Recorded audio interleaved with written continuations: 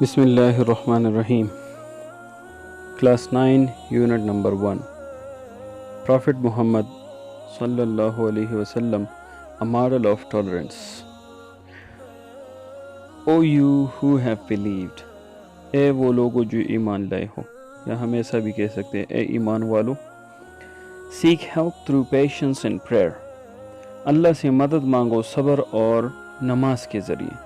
دو چیزیں ہمیں بتائی گئی ہے، صبر کرنا اور نماز ادا کرنا. اس سے اللہ کی مدد جو ہے آپ کو مل سکتی ہے. Indeed Allah is with the patient.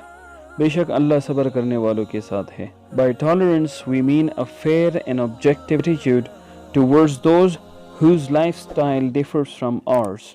صبر و تحمل سے ہمارا مطلب ہے ایک ایسا معروضی اور اچھا رویہ اختیار کرنا ان لوگوں کے ساتھ جن کی طرز زندگی ہماری طرز زندگی سے بالکل الگ ہے.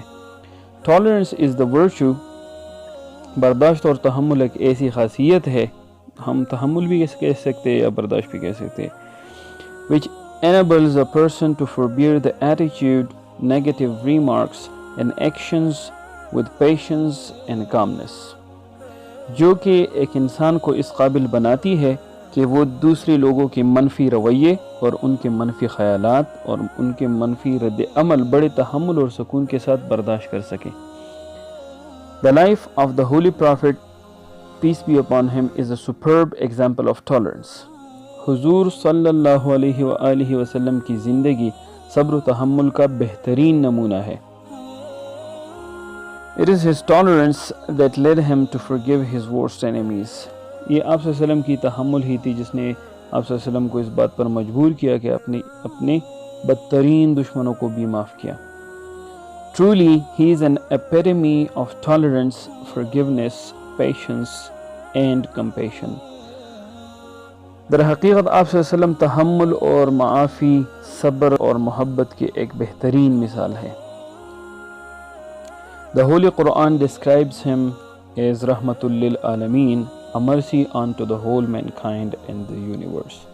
قرآن مجید نے آپ صلی اللہ علیہ وسلم کو رحمت للعالمین کہا ہے. اس کا مطلب ہے پوری دنیا کے لیے اور پوری کائنات کے لیے رحمت. While preaching Islam in Makkah, the Quraysh ostracized him and his family Banu Hashim. جب آپ صلی اللہ علیہ وآلہ وسلم مکہ میں اسلام کی تبلیغ کرنے لگے تو قریش نے آپ کو اور آپ صلی اللہ علیہ وآلہ وسلم کے خاندان بنو ہاشم کو جلا وطن کر دیا. مطلب انہیں اپنے وطن سے نکال دیا اور ان کے ساتھ انہوں بائیکاٹ کیا. They lived in a valley called شاب ابی طالب، اور آپ صلی اللہ علیہ وسلم کے خاندان آپ صلی اللہ علیہ وسلم کے سمیت وہ ایک وادی میں جسے شاب ابی طالب کہتے ہیں میں رہنے لگے. The believers had no means of income and they were leading a very tough life for a period of 3 years.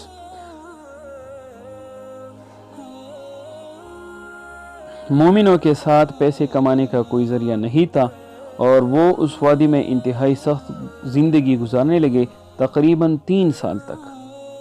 During this situation, Prophet Muhammad sallallahu alaihi wasallam remained calm and tolerant and never thought about taking any sort of revenge. اس صورتحال میں آپ صلی اللہ علیہ وآلہ وسلم انتہائی پرسکون اور متحمل رہے اور کبھی بدلہ لینے کے بارے میں سوچا بھی نہیں.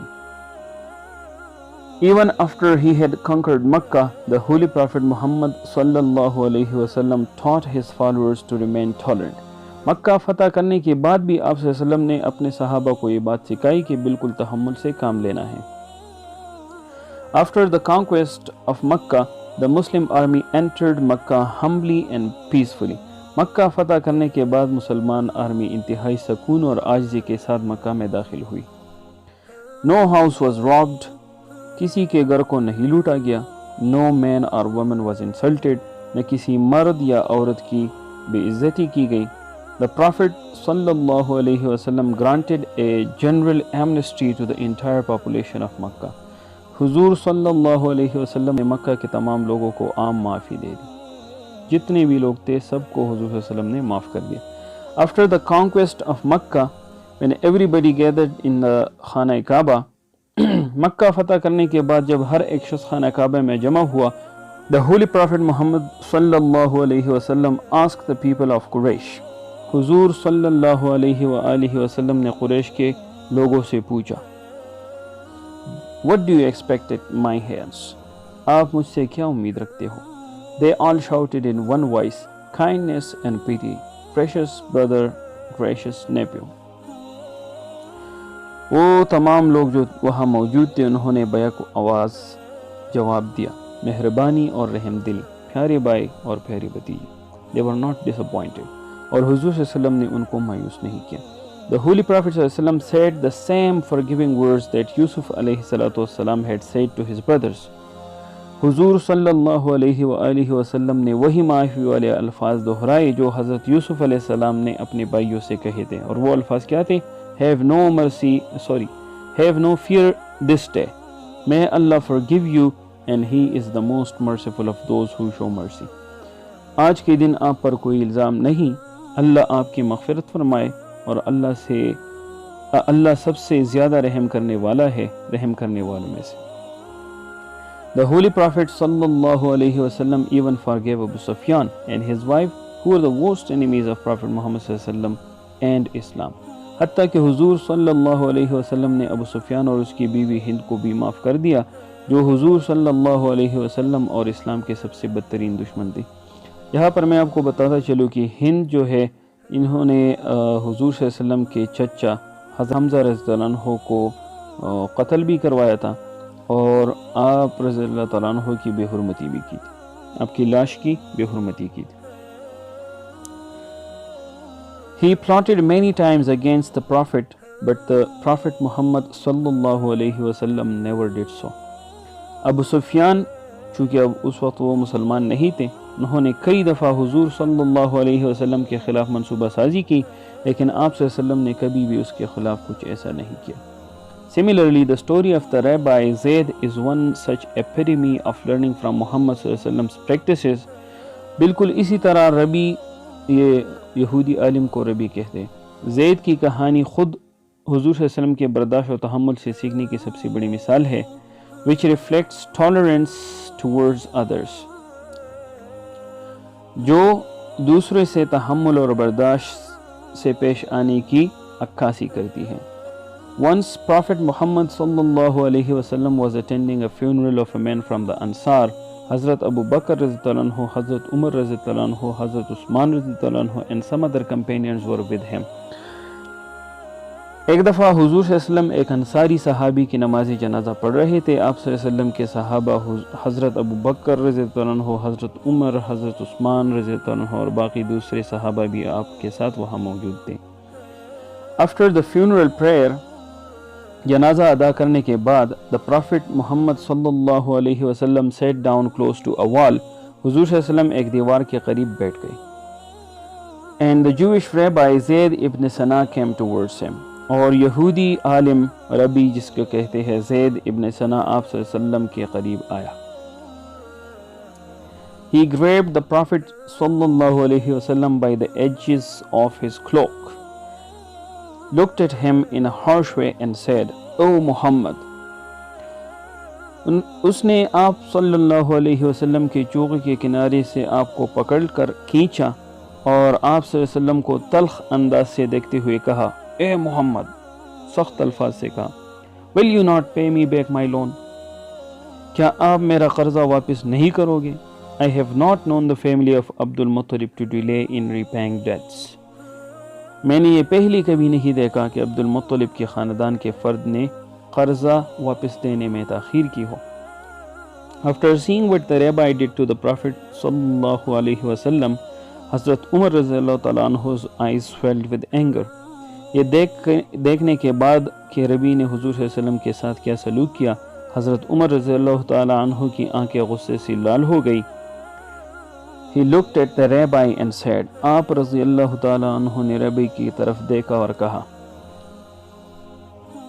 O enemy of Allah, do you talk to the messenger of Allah and behave towards him in this manner?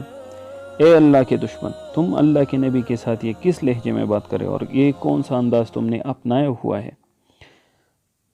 The rabbi turned away and Prophet Muhammad sallallahu alayhi wasallam said to Hazrat Umar رضی اللہ عنہ, ریبائی واپس چلا گیا اور حضور صلی اللہ علیہ وسلم نے عمر رضی اللہ تعالیٰ عنہ سے فرمایا You should have given us sincere counseling rather than act as you did. Go and repay him his loan and give him 20 sa measurement of weight extra because you scared him. جا کے اسے قرضہ واپس کرو اور اسے 20% اضافی رقم دو ادا کرو کیونکہ آپ نے اسے ڈرا دیا. حضرت عمر رضی اللہ تعالیٰ عنہ went to the rabbi, repaid him the debt and gave him an extra saw of debts.